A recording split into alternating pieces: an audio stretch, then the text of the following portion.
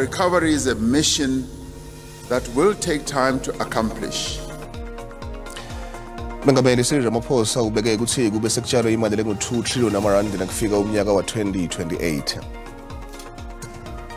It will be for bail information as contemplated under the provisions of Section 50 subsection 6 of the Criminal Law Code and for possible bail application.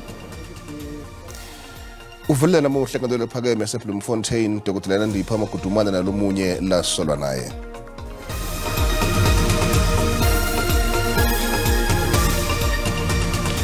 Kaba kuhle kuhlangana endzabeni tesiSwati la SABC 1 na ku-DTT ake sibure thamba imbili lomuhla.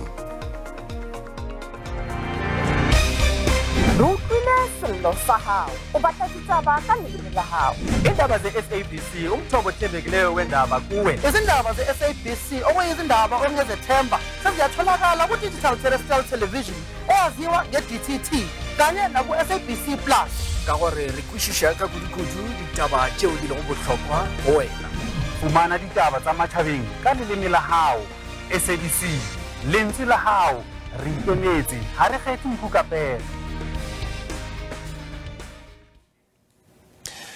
Mengameli Cyril Ramaphosa ubeke ukuthi kube sekutshalwe imali lengu-2 trillion amarandi nakufika umnyaka wa-2028. Mengameli bakakhuluma lomhla ekuseni eceleni kwenkomfa yesihlanu yokutshalwa kwetimali kuleli libanjwa le-17 Convention Center eJozi. Nayiqala le nkomfa nga-2018 mengameli bekabeke isilinganiso sa-1.2 trillion amarandi kanti kuthi njengoba sekuvele kuna 1.14 trillion amarandi nyalo le nkomfa itawufinyelela kulesilinganiso. Le nkomfa egcina kulo mkhankaso wanyalo wokuheha abatshali timali ukuthi bafake imali lengu-1.2 trillion amarandi eminyakeni lesihlanu. Mengameli Ramaphosa ukhulume kabanti ngetinhlelo tekuheha abatshali timali kuleli. We're now setting a new target to mobilize approximately 2 trillion rand in new investments over another 5 years period between now and 2028. Mengameli usunelithemba lekuthi noma ngabe leli live libukene netingcinamba letiningi kepha litawukhona kusebentela kufukula umnotfo walo. Our recovery is a mission that will take time to accomplish. We are on the recovery path and we refuse to be daunted by the challenges that we face. We are confident that we will recover.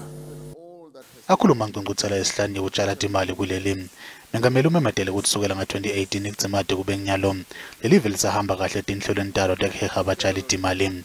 Kudzimade kube nyalo lelive likhonele kuheha abatshali timali labatshele imali lengetulu kwa 1.14 trillion amarandi. Despite economic headwinds, low business confidence and dampened investor sentiment, the first conference generated investment pledges to a value approximating 300 billion rand. The value of investment pledges has continued to grow over the past 5 years. Mengameli uqinisekise abatshali timali ukuthi leli live lisebentele kulungiseni ludzaba lokuswelakala kwagesi kuleli. Lokhu kuta nje leli live libukene nesigaba sesihlanu kuya kwesithupha sekucinywa kwagesi ngenhloso yakumonga. Kanti lokhu kuba nemthelela lomubi lokholela ukuthi inkampani letiningi tivale netisebenteli ngetulu kwetigidzi tilahlekelwe imisebenzi. Umdlonguli Thabo Bester nesingane sakhe Dr. Ndipha Magudumana abatheleke nakuzabwa kusa lomuhla kuleli kulandzela kuthunyelwa live leTanzania kuleli. Labo lababili baboshekela live emva ukuthi Bester ecejele lesemanga unganyanga kwekhwethi nyakenya wase uyaphuma kuleli nesingane sakhe. Laba semagunyeni kuleli babenetinkhulumo nabalekani babo baseTanzania ukuthi babuyiswe kuleli laba lababili. Ngaphambili bekholela ukuthi Bester wafa nakucubuka umlilo lapha begcine khona nakaboshiwe. Magudumana ngilomnye wabantu labathintheka kakhulu kulolu dzaba. Kuthe nje nakushaya insimbi yesine namhle ekseni kwatheleka indiza lebeyithwele Thabo Bester nesingane sakhe Dr. Ndipha Magudumana. Inyala yemaphoyisa ibese ima embi kwendiza kwacaca nje ukuthi laba lababili babukene nemacala lamatima kabi. Mr. Bester, do you have anything to say? I see you there. Emaphoyisa lahlomile acaphele lonke luhlelo ngeliso lelibukhali. Kube sekulungiselelwa lomsikati loyingcikithi yalesimo ukuthi amikiswe eBloemfontein. Akakakhiphi ngisho linye ligama ngewakhe umlomo. Kanti ke nesingane sakhe sende lokufanako sabe sithathwa budada ngemoto lehlome yaphelela. Makutumana, do you have anything to say? Dr. Makutumana, do you have anything to say? Bese sifikile ke isikhathi sekuthi laba lababili babukane nemithetho ngamunye ngamunye. Labo labasemagunyeni kuleli banethisekile ukuthi labo lababili labathunyelwe eTanzania kuleli vele boThabo Bester na Dr. Nandipha Makudumana. Lithimba lakuleli lihlangene labasemagunyeni eTanzania lithethe imininingwane eminwe yabo Bester naMakudumana lebesolo bagcwele eTikanga. Imvulete ebulungiswa lahlunyeleliswa kwesimilo endvuna yamaphoyisa abakhulumeli beTindzaba ekuseni bambonga uhulumende waseTanzania ukubambisana nabo kulethweni kwalaba lababili. Thabo Bester ugcinwe ejele laseHoshi Mamburu ngaphansi kweliso lelibukhali. Tikhulu telitiko letebulungiswa tithi ticale dabukisisa ukuthi nakafika ngagcinwa kuphi nekuthi nguliphi lijele lenete kuphepha leticinile. Obviously in that facility we have different sections. We chose to then accommodate him at CMAX because we're also looking at the intensity of the security and the contact that manage around him, given the type of offender he is. Thabo kungumanje ubuwengeliso laloheya kanzi ucapho elithimba leliqeqeshekile. Thoba khale uqinisekise beTindzaba ukuthi kude sehlalo lesike savela kuleli gumbi ngaphambilini. Ngesikhathi abutwa ngekuthi kwayangani Bester ukuthi abena ngcondo egunjini bekabekwe kulo. Imvunete ebulungiswa Ronald Lamula itselitiko lakhe liphocelelekile ukuthi linike bongcondo mshina tiboshwa letifundzako nobe tinsita tekufundza. Ufunze isinqumo senkantolo ngesikhathi litiko lakhe liswa enkantolo ngenkinga lefana nalena. The order is the applicants are allowed to use their personal laptops in their single cells without the use of a modem. The laptops will be made available for inspection at any given time. The applicants will have use of their laptops in their single cells for as long as they remain registered students with a recognized tertiary institution in South Africa. So that is a court order that we have, and as a department we are duty bound to comply with the order. Kuthi Bester beka student nobe cha Lamula uthi iG4S kumele iphendule lo mbuto loyo kumalunga eParliament. Lamula uthi yonke imibuto iyophendulwa kulikomiti lelibukete bulungiswa. Lokhu faka ekhathi imibuto ukuthi ingabe litiko belati yini ngobaleka kwakhe kanzi lati nini ngalolwati lolo. Basola basihlanu basejele kufaka ekhathi Bester naMakudumana. Uvulela umhlangano lephakeme eBloemfontein Dr. Nandipha Makudumana lumnyela sola naye. Makudumana ubone namacala afana nekusita Bester ukuthi ecejele nekubulala. Leli cala lihlelisiwe kuzimathi kube kumsombululo tako ukuthi kulalelwe isicelo sebhayili. Bekugcwele kuphuphuma enkantolo lephakeme yaseBloemfontein ngesikhathi kufika Dr. Nandipha Makudumana lapho bewebekwa khona ngalokusemthethweni emacala kulandzela kwekubuya kwakhe kuleli nesingani sakhe lebesifundiswa kwenyala lithi Thabo Bester. Bekangaveli yedwa ke Makudumana kepha bekavele nalona bekunguye bekabukete emakhamera kuleli jele laseMangaung Teboho Dipholo kanzi manje Mohlo Khabisi ube siyalihlehlisa licala wabeka ngalena ndlela. The case is hereby remanded until the 7th day of April 2023. Court number 20A for bail application, as well as for your co-accused, accused number 1 and accused number 2. Both of you will remain in custody until then. And to rephrase, it will be for bail information as contemplated under the provisions of section 50 subsection 6 of the Criminal Law Code, and for possible bail application. Takhamuthi taseBloemfontein tiphawulile ngalokuvela kwaMakudumana enkantolo namuhla. We're not safe anymore. We are really not safe. We are living literally amongst people who have committed serious crimes. So I'm very disappointed. Something must be done about this whole situation. I'm also disappointed in South African system because it's failing us. How can we trust our system while as they are failing us? Because instead of protecting us, they are not protecting us. Instead they are protecting criminals. As you can see today, that the vents are patrolling to protect Dr. Nandipha. Why must she be so protected? Because she must be out there. Makudumana utawubukana nemacala lamanyende lafaka ekhatsi kusita Bester ukuthi ece ejele kubulala nekushisa tithumu kayenele kukhwabanisa kanzi leli cala lihlehlisiwe kude kube ngumhlati 17 lomsombuluko lotako laba lababili bawugcinwa esitokisini kude kube ngumsombuluko nabavela futhi enkantolo kuyolela sicelo sebail. Ngisaluleko Mkhwanazi wenza bathe SABC eJozi. Sikubutile mbukele ukuthi njengoba bobuyisiwe boThabo Bester kanye nesingane sakhe Dr. Tindzaba Magudumane kuleli ingabe yini lo ilinzele kuya phambili ngokwemthetho phendula kanjena. Khona silinzele lokukhulu nje lokukhona ngoba ke umthetho lakhaya lakhe justice lakhaya inebantu leba ibabukako so nangu yena ibuyile kunalabanye labangakabuyi so sithi akabuyelele etikhindini nalomfati athole ini loku akulinza. Ulindele ukuthi ngibone kusheshe inkantolo ifika esinqumeni sokujezisa laba bantu baphinde baphenywe bashushiswe ngendlela yokuthi bayabakhipha bonke abantu abathintekayo ngokuthi waphuma kanjani uBester ejele. Kodwa ke ngoba inkantolo ezase South Africa angikholwa ukuthi kukhona ubulungiswa obuzokwenzeka ngokwaqhaqwa lo muntu ejele.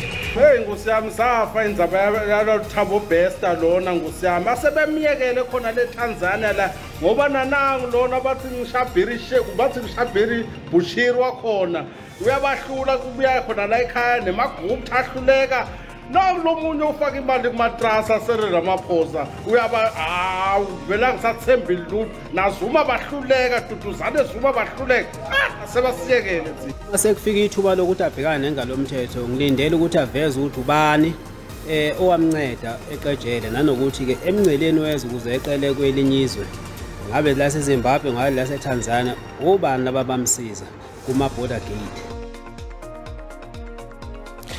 Lona ngombono wembukeli SABC eteyathweswa ukuthi phendulela ngawo. Inkantolo ephakeme eseGauteng ePitoli ive ukuthi lo hlelo lwetimvume tekubakuleli kwabantu baseZimbabwe lohociswa kuphela ngezizathu lethinza tepolitiki nokungadindi kwemnotho eZimbabwe. Bameli beZimbabwe Immigration Federation bathi lo hlelo lwethula ngenxa yesimo eZimbabwe lapho kubonakala khona abantu babalekela udlame lwetepolitiki ngabo 2008. iZimbabwe Immigration Federation ifaka incinzetelo kulesinqumo sendruna yetasekhaya sekucedza ngezep lephethwe bantu labaqhamuka kulaseZimbabwe lababalelwa ku-180,000. Lencwadi lebagunyata ukuthi babe kuleli ngalokusemthethweni itawuphelelwa isikhathi mhla tingemashumi ngenyanga yenhlaba kulomnyaka losetulu. The primary justification why the DZP, later to be called the ZEP scheme, was introduced was precisely because of the declining economic and political situation in Zimbabwe. That means that it can only be withdrawn for reasons that are related to the economic and political instability in Zimbabwe. Indruna yetasekhaya itawucedza nyanga ezep lekusento lesingahambisani nemalungelo abo lekumalungelo latholakala kumthetho sisekelo wakuleli lekufaka ekhatsi nemalungelo ekuthi babe nayo izep. The rights by virtue of being holders of ZEP permits have actually been rendered redundant as we speak. They are gone. The constitutional rights may not be rendered redundant in full, but they will substantially be encroached.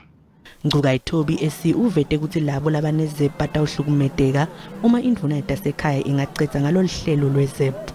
The simple question is, on the 1st of July 2023, what will happen to the 178,000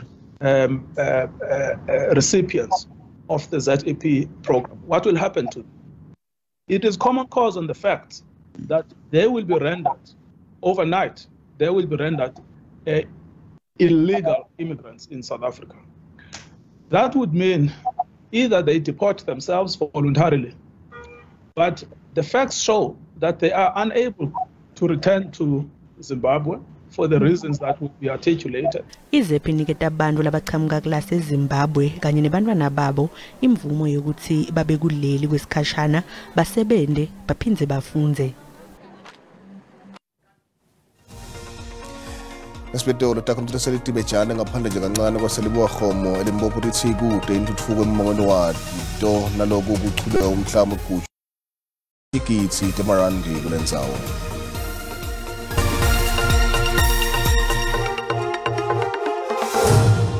Ndzaba SABC la SABC 1 la ubukela khona ukhethe kahle isakwamukela hlala nathi. Takumthetho litebejana ngaphandle kwaselibuwa khomo limbopho lithi kude intuthuko endzaweni yakubona nombe ngemsebenzi longadla tigisigisi temarandi wekwembiwa kwesanti kulendzawo. Emalungu omphakathi asola inkosi yendzawo ngokusebenzisa imali lengu-1.2 million amarandi letholakala ngokwembiwa kwesanti. Bathi le nkosi ichithe yonke imitamu yakuthi kulungiswe lendzaba. Kunenkulumo lichubeka kusopolitiki nasetinkhundleni tekuchumana ngekubuyisela kwamasipala wemjini ekutumeleni. Lokhu kulandzela umbhikisho lwabanga nelidlame nelithuthuva lowendiwa takhamtu lasemjindini eBarberton ngemva kokuthi ufakwe phasela ukhwapha lalo wembombela kutowenda ukuthi imbombela ibe ngumasipala lomkhulu. Tibeseka setfula ngendlela efanele nisithi eBarberton lokwenda takhamtu tibhikishe ukuthi ubuyiswe emasipala wato. Embanga namaqiniso ukuthi ngabe nembalele endzaba iqiniso saweva ngemphathiso etutiweekubusa ngekubambisana nekuhlanganyela eMpumalanga umnomzane Mandla Msiba sivusele indlondlo sikwamule endzabeni tesiSwati la kwe-SABC 1. Ngiyavusela mina kithi kone babukele emakhaya. Msibi kuliqiniso ukuthi umasipala wemjini uyajika uma kuliqiniso yini le into enagcinela nike tata khamuti timfuno tato? No, asibonge lithuba ngicela ngokusho ukuthi eSouth Africa kunemthetho kune mtimba lo wakhe bathi demarcation board le emva kweminyaka le lishumi ibuyeketa ukuthi umasipala basa mekahle na ngizokuyisa emuva kancane uyakhumbula ukuthi ngo 2015 16 17 yabakhona idebate yokuthi kuvulele umasipala babuyita bathi iward demarcation kwakhulunyiswana ukuthi njengaseMpumalanga sina 3 ma district manje sinehlanzeni enkangala neHersibande kwaphakanyiswa seMpumalanga kube nema district lang 4 ngasho ngithi kugazethiwe lokho kuthi district eqala kutoba ibuhlabelo yesibili kutoba inkangala isithathu kutoba iHert ifaka ihlanzeni ifaka itofaka Siphakamisi itofaka Albert Luthuli ifaka imbombela ifake nenkomazi kumthetho South Africa.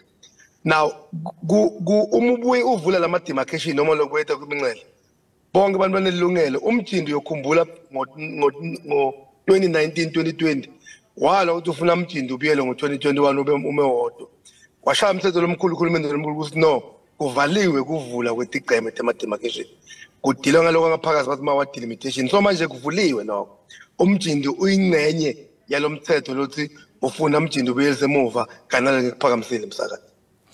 Usho ukuthi baba Msibi usho ukuthi umjindi vele ubuyela emuva kubantu base Barberton.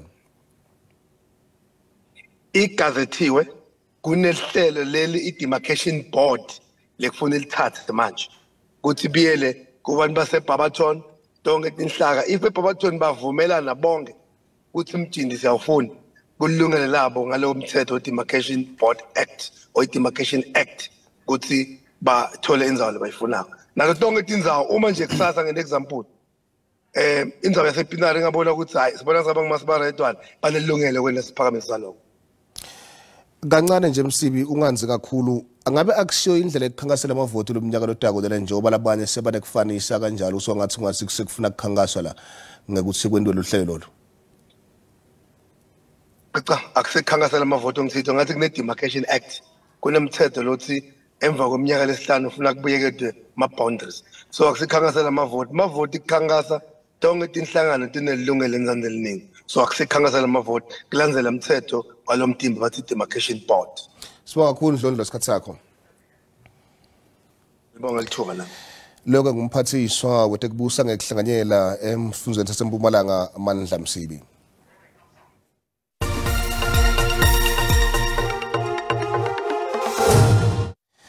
Etibake thelrand lenyuki lichathaniswa netimali takulamanye amave.